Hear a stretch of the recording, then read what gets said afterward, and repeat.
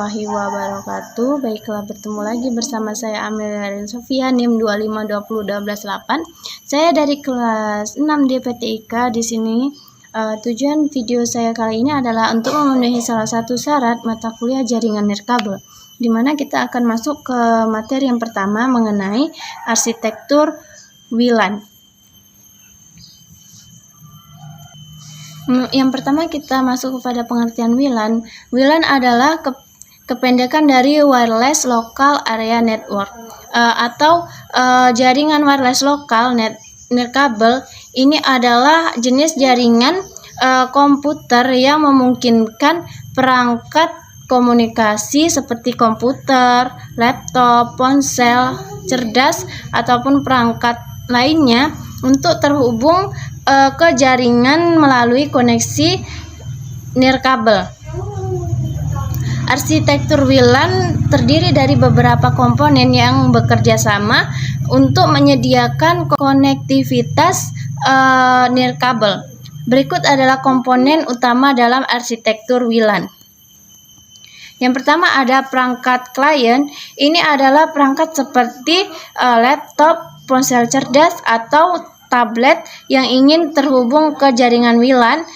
Perangkat ini dilengkapi dengan antena nirkabel atau kartu jaringan nirkabel, yaitu WiFi, yang menunjukkan mereka untuk berkomunikasi dengan titik akses WLAN.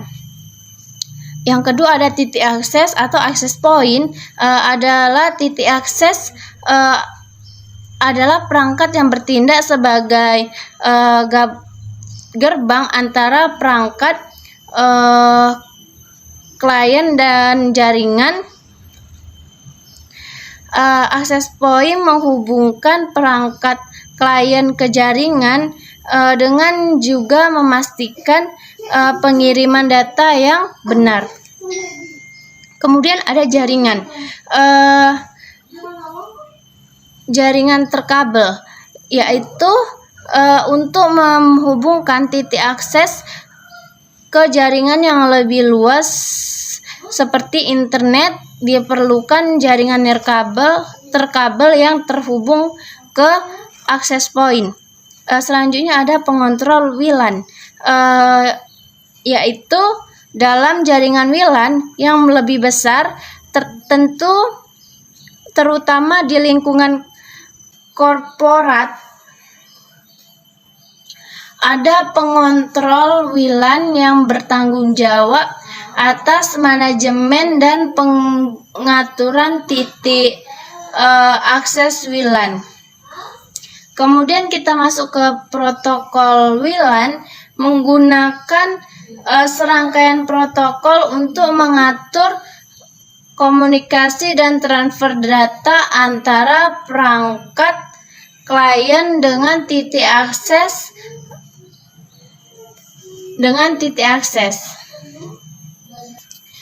Dalam arsitektur WLAN, perangkat klien ke titik akses melalui koneksi nirkabel.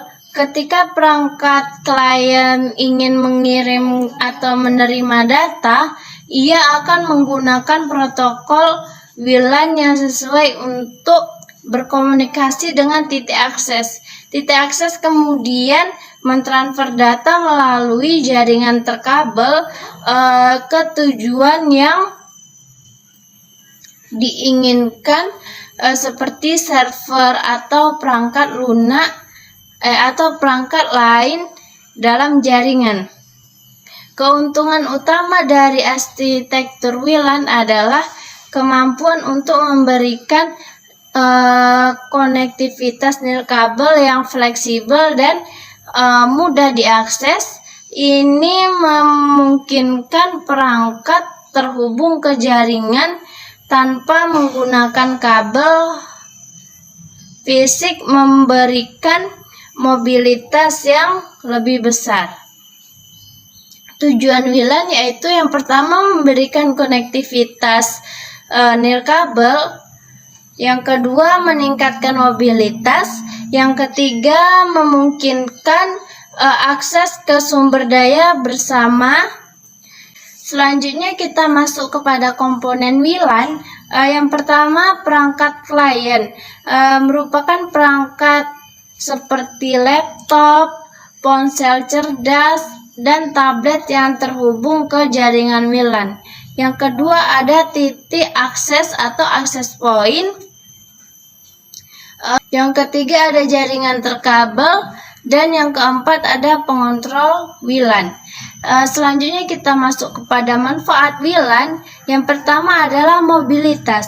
Mobilitas adalah mobilitas dalam pengertian WLAN, yaitu di mana WLAN memungkinkan pengguna untuk terhubung ke jaringan tanpa batasan fisik, sehingga meningkatkan mobilitas dan produktivitas. Yang kedua, kemudahan instalasi. WLAN lebih mudah daripada mengatur jaringan kabel. Yang ketiga, skalabilitas. WLAN dapat dengan mudah diperluas dengan menambahkan akses tambahan. Yang keempat, ada biaya rendah. Dalam beberapa kasus, penggunaan WLAN dapat mengurangi biaya infrastruktur.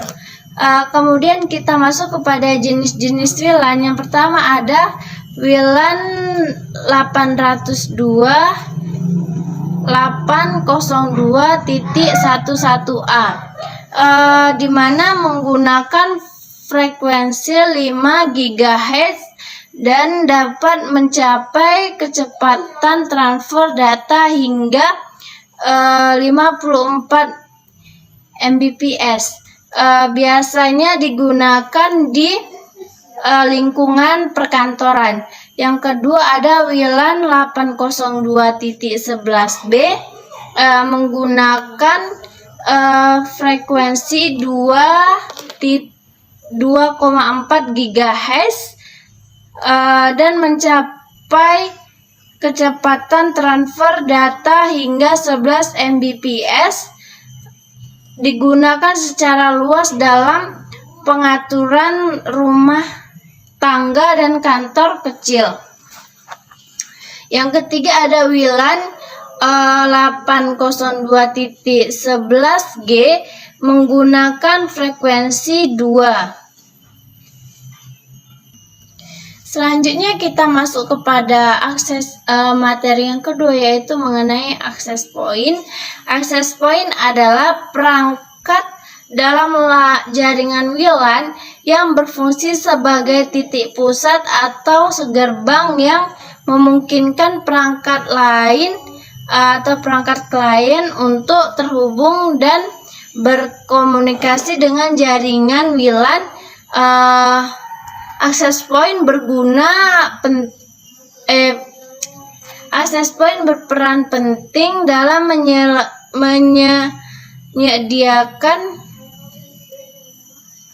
menyediakan konektivitas nirkabel dengan menghubungkan perangkat klien ke jaringan terkabel atau jaringan yang lebih luas seperti internet.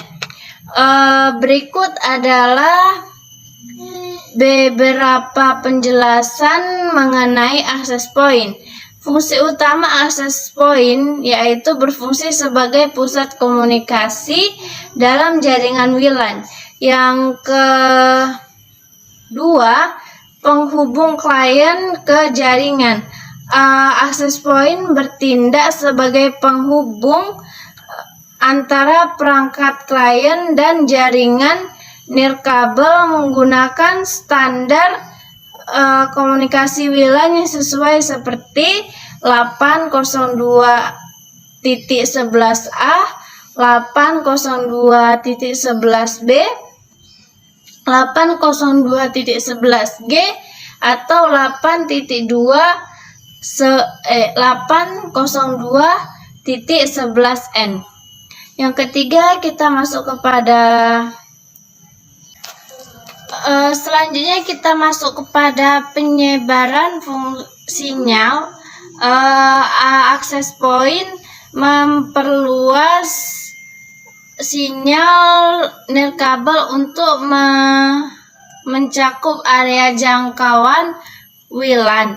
Kinerja access point dengan dipengaruhi oleh kekuatan dan jarak sinyal. Yang selanjutnya kita masuk kepada keamanan jaringan. Access point memiliki fitur keamanan yang memungkinkan administrator untuk mengamankan jaringan WLAN. Selanjutnya kita masuk kepada konfigurasi dan manajemen. Access point dapat dikonfigurasi dan dikelola menggunakan antarmuka pengguna yang disediakan oleh vendor perangkat.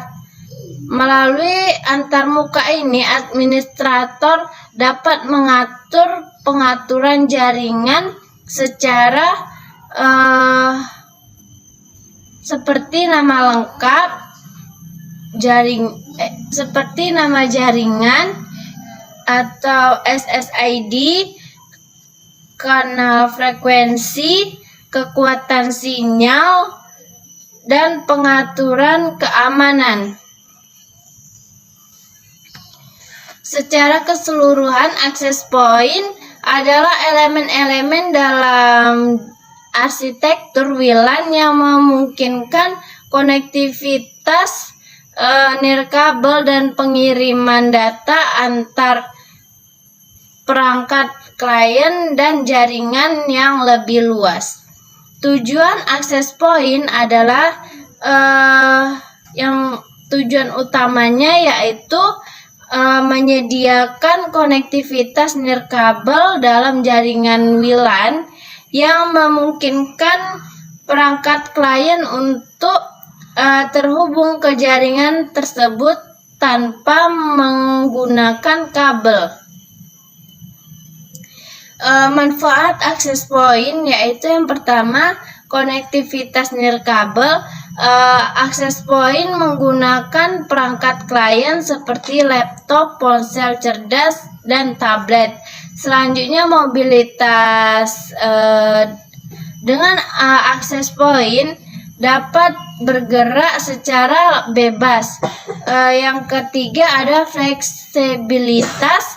Access point memberikan fleksibilitas dalam penempatan perangkat klien di dalam area WLAN. Kemudian ada skalabilitas, di mana dalam jaringan WLAN yang lebih besar, access point memungkinkan pengguna titik akses tambahan untuk memperluas jangkauan jaringan. Jenis-jenis access point yang pertama ada standalone access point, yang kedua ada controller based access point, yang ketiga ada FAT-AP dan DAN-AP atau FAT access point dan DAN access point. Komponen access point yang pertama ada antena access point, dilengkapi dengan antena yang mentransmisikan dan menerima sinyal nirkabel antena perangkat ini dan jaringan WLAN. Yang kedua ada Ethernet port. Access point memiliki port Ethernet yang digunakan untuk menghubungkan ke jaringan. Yang ketiga ada power supply. Access point memerlukan sumber daya listrik untuk beroperasi. Ini dapat berasal dari adaptor daya yang terhubung langsung ke access point. Selanjutnya kita masuk kepada Selanjutnya kita masuk kepada konfigurasi WLAN. Konfigurasi WLAN mengacu pada serangkaian pengaturan dan penyesuaian yang dilakukan pada perangkat-perangkat dalam jaringan WLAN. Untuk mengatur cara kerja jaringan WLAN sesuai dengan kebutuhan dan preferensi pengguna. Berikut adalah beberapa komponen penting dalam konfigurasi WLAN.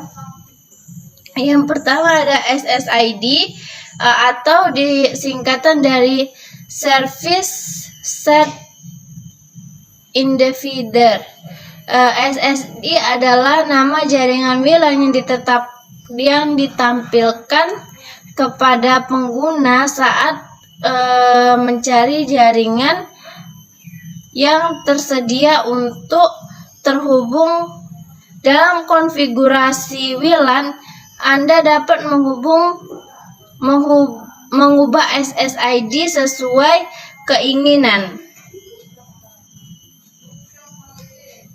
Yang pertama kita masuk kepada keamanan jaringan.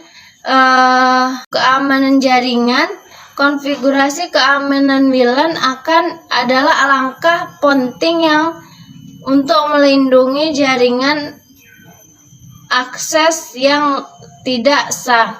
Yang kedua, WIP. Ini adalah metode keamanan yang lebih tua yang menggunakan kunci enkripsi. Yang ketiga ada WPA atau Wi-Fi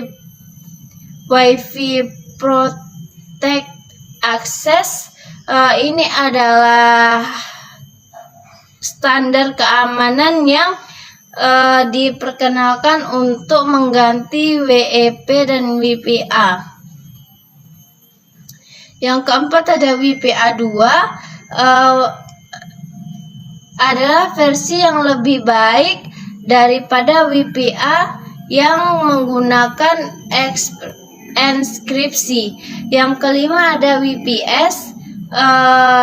Ini adalah standar keamanan terbaru untuk WLAN yang menyediakan perlindungan yang lebih baik melalui enkripsi yang lebih kuat dan fitur keamanan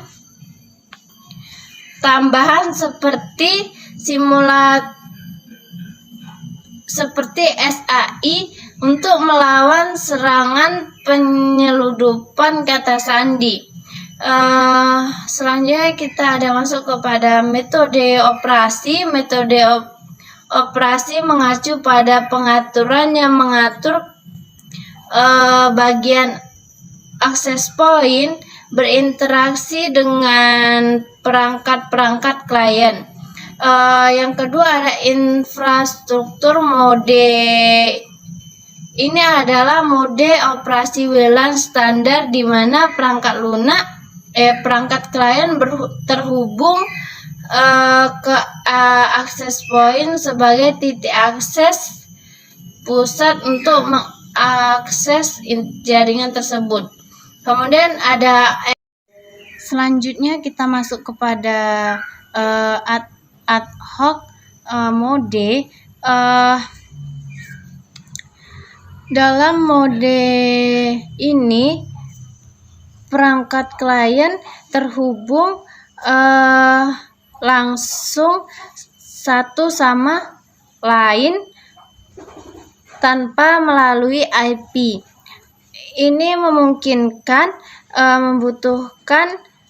jaringan WLAN peer-to-peer. Selanjutnya kita masuk kepada kanal frekuensi. WLAN menggunakan berbagai kanal frekuensi untuk komunikasi nirkabel. Konfigurasi kanal WLAN memungkinkan Anda memilih kanal yang paling optimal untuk digunakan untuk menghindari interface dengan jaringan WLAN tetangga. Selanjutnya kita masuk kepada pengaturan kinerja, di mana konfigurasi WLAN juga melibatkan pengaturan kinerja seperti kecepatan transfer data, pengaturan kekuatan sinyal, pengelolaan bandwidth, dan mekanisme menghindari tabrakan untuk meningkatkan kinerja dan efisiensi jaringan WLAN.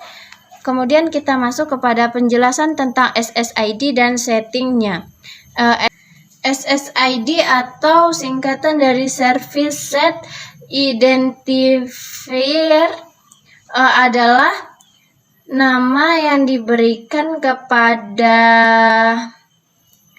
jaringan WLAN yang digunakan untuk mengidentifikasi dan membedakan jaringan WLAN satu dengan yang lain. Ketika perangkat klien mencari jaringan yang tersedia untuk terhubung, SSID ditampilkan sebagai daftar jaringan yang dapat dipilih.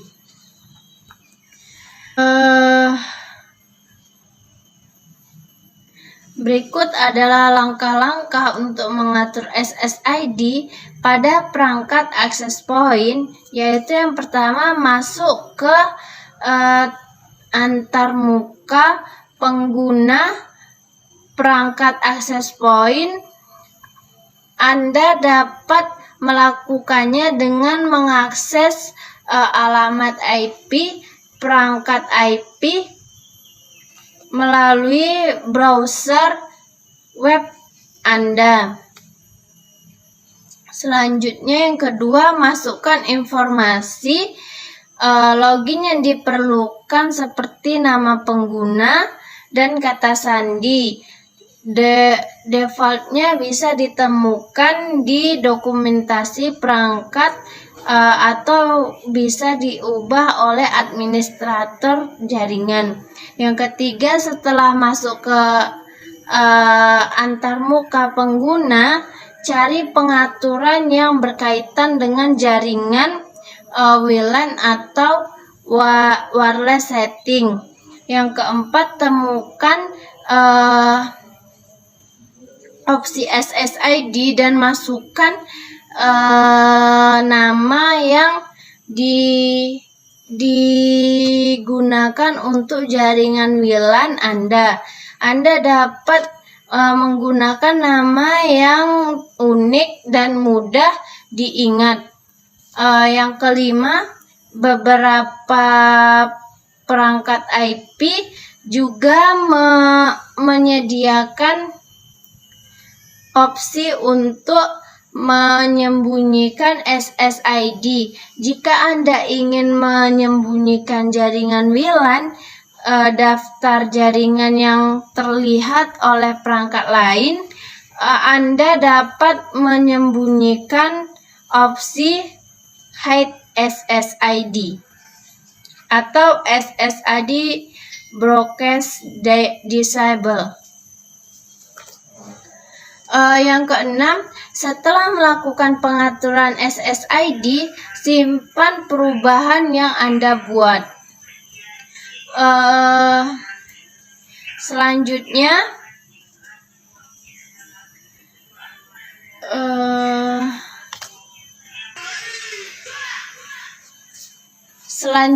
pengaturan untuk dapat kita mengatur itu atau mengatur SSID, pastikan untuk menggunakan kata sandi.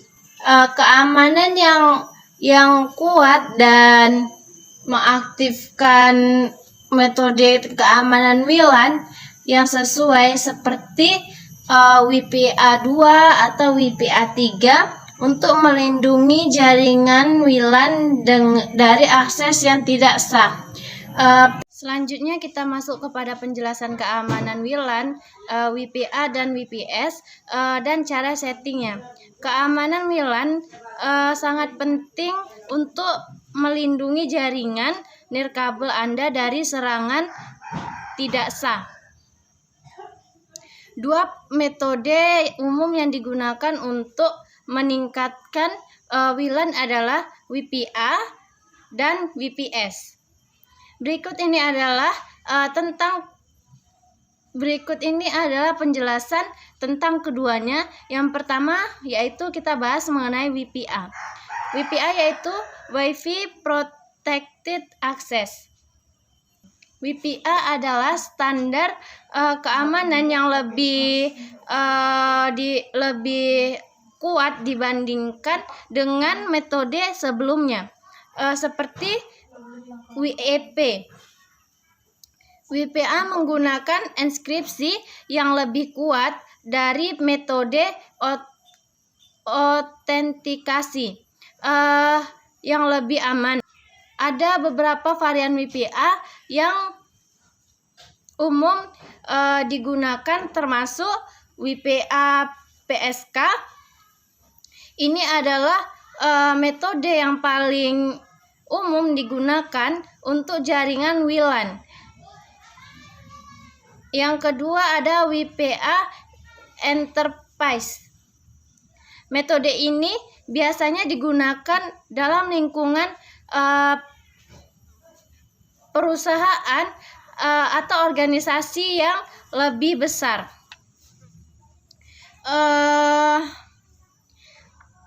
Selanjutnya ada cara mengatur WPA, yaitu masuk ke antarmuka pengguna perangkat access point. Temukan pengaturan keamanan WLAN atau wireless security. Yang ketiga, pilih opsi WPA atau WPA2 tergantung pada kemampuan perangkat. Yang keempat, atur jenis enkripsi sebagai AES. Langkah yang selanjutnya yaitu masukkan kata sandi yang kuat dan aman. Selanjutnya simpan pengaturan dan restart perangkat access point. Yang kedua ada WPS. WPS adalah metode untuk mempermudah pengaturan dan melindungi perangkat ke jaringan WLAN dengan cepat. Ini menggantikan proses manual yang rumit dalam mengatur koneksi nirkabel. WPS memungkinkan pengguna untuk menghubungkan perangkat dengan menekan tombol WPS pada perangkat access point. Cara mengatur WPS yaitu yang pertama, masuk ke antarmuka pengguna perangkat access point. Yang kedua, temukan WPS dalam pengaturan tersebut. Yang ketiga, pilih metode WPS yang ingin Anda gunakan. Yang keempat, aktifkan WPS. Yang kelima, pada perangkat keras, ikut petunjuk yang diberikan untuk menghubungkan perangkat menggunakan WPS. WPS memiliki kelemahan keamanan dan dapat rentan terhadap serangan, terutama WPS PIN. Oleh karena itu, jika Anda tidak menggunakan WPS,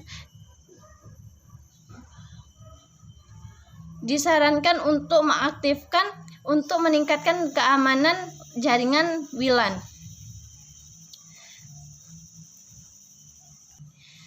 Setiap perangkat access point memiliki antarmuka pengguna yang berbeda. Jadi, pastikan untuk menggunakan pada dokumentasi perangkat atau petunjuk dari produsen untuk mengatur keamanan WLAN dengan benar sekali. dengan benar sesuai dengan perangkat yang Anda gunakan. Selanjutnya kita masuk ke penjelasan mengatur jumlah untuk yang bisa selanjutnya kita masuk kepada penjelasan mengatur jumlah user yang bisa terkoneksi ke WLAN. Untuk mengatur jumlah pengguna yang dapat terhubung ke jaringan WLAN, ada beberapa faktor yang harus dipertimbangkan, terutama kapasitas jaringan dan perangkat akses point. Berikut ini adalah beberapa langkah yang dapat kita ikuti untuk mengatur jumlah pengguna yang dapat terhubung ke WLAN. Yang pertama, kapasitas jaringan. Periksa kapasitas jaringan WLAN Anda, terutama kecepatan maksimum. Yang kedua, bandwidth management. Gunakan mekanisme pengelolaan bandwidth pada perangkat access point untuk membatasi jumlah bandwidth yang dapat digunakan oleh setiap pengguna. Yang ketiga, mengatur pengaturan access point. Banyak perangkat access point memiliki opsi pengaturan yang memungkinkan Anda mengontrol jumlah pengguna yang dapat terhubung secara simulasi. Yang keempat, menggunakan teknologi roaming. Jika Anda memiliki beberapa perangkat access point dalam jaringan WLAN yang sama, menggunakan teknologi roaming seperti 802.11k atau 802.11r dapat membantu membagi pengguna secara dinamis antar access point yang tersedia. Selanjutnya yang kelima ada melakukan monitoring jaringan. Selalu pantau kinerja jaringan WLAN Anda. Jika Anda melihat penurunan kapasitas atau kualitas layanan atau kecepatan yang signifikan, bisa jadi jaringan sudah mencapai batas kapasitasnya. Selanjutnya, pengaturan jumlah pengguna yang dapat terhubung ke jaringan WLAN harus mempertimbangkan kapasitas jaringan dan kebutuhan pengguna. Jika jaringan telah mencapai batas, maka kecepatannya akan lambat. Selanjutnya kita masuk kepada materi mengenai penjelasan. Kita masuk ke materi penjelasan mengenai cara memblokir user dan website. Untuk memblokir pengguna atau situs web dalam jaringan WLAN, langkah-langkah untuk memblokir website atau pengguna dalam jaringan WLAN, yaitu yang pertama kita bahas mengenai blokir pengguna. Yang pertama yaitu kita harus identifikasi alamat MAC dari pengguna yang ingin Anda blokir. Alamat MAC adalah alamat untuk yang terkait dengan setiap perangkat yang terhubung ke jaringan. Caranya yaitu yang pertama, masukkan ke antarmuka pengguna perangkat access point. Yang kedua, cari GPS atau pengaturan keamanan atau kontrol akses. Yang ketiga, temukan opsi untuk memblokir pengguna berdasarkan alamat MAC. Yang keempat, masukkan alamat MAC pengguna yang ingin Anda blokir dan simpan pengaturan. Dengan ini perangkat tersebut akan sudah diblokir. Yang kedua yaitu blokir situs web. Cara untuk memblokir situs web yaitu ada beberapa cara yang dapat kita lakukan untuk memblokir situs web, tergantung pada infrastruktur jaringan yang kita miliki. Yang pertama, jika Anda memiliki router yang mendukung fitur pemblokiran situs web masuk ke antarmuka pengguna router. Yang kedua, caranya itu cari GPS atau pengaturan pemblokiran situs web atau kontrol akses. Yang ketiga, pilih opsi untuk memasukkan daftar situs web yang akan diblokir. Yang keempat, masukkan URL web yang ingin Anda blokir atau gunakan metode yang disediakan oleh perangkat. Kemudian simpan perangkat dan restart kembali agar perubahan berlaku. Alternatif lain untuk memblokir situs web adalah dengan menggunakan perangkat lunak yang disebut dengan Verywell atau perangkat jaringan keamanan yang mendukung fitur pemblokiran situs web. Dalam hal ini, kita perlu mengakses antarmuka pengguna perangkat lunak atau perangkat jaringan keamanan tersebut. Penting untuk diketahui bahwa cara blokir pengguna dan situs web dapat bervariasi tergantung pada perangkat dan perangkat lunak yang Anda gunakan. Pastikan untuk merujuk pada dokumentasi perangkat atau petunjuk yang disediakan oleh produsen untuk panduan yang lebih rinci sesuai dengan perangkat yang Anda gunakan. Sekian penyampaian jawaban ujian dari saya. Jika ada kata yang salah, saya mohon maaf. Saya akhiri dengan wassalamualaikum warahmatullahi wabarakatuh.